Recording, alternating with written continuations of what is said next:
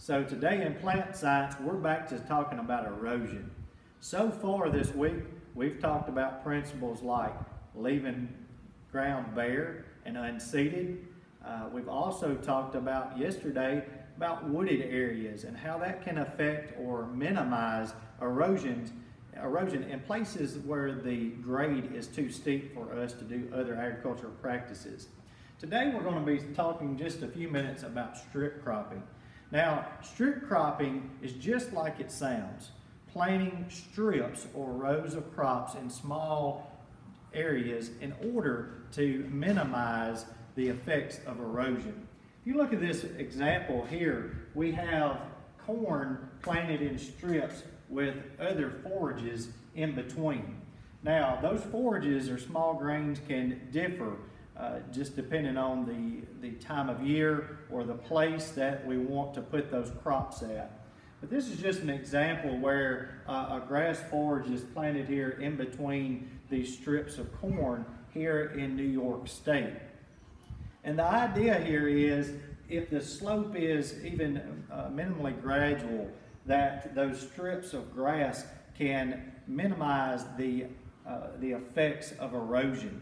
Because in these areas where these row crops are, in this case corn, we're going to have a lot of kind of bare ground, bare topsoil in between those corn plants.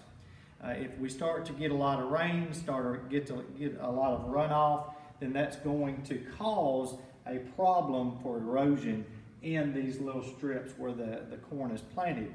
So the idea is planting strips of forage in between and therefore kind of placing a barrier to hold back that topsoil so that we can go back and we can plant next year.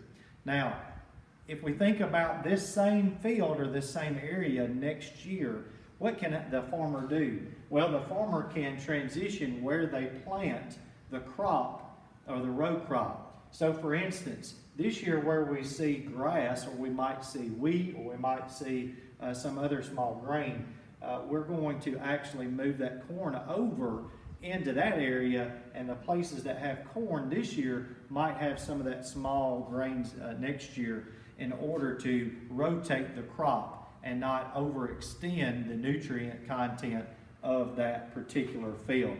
So today, the word is strip cropping.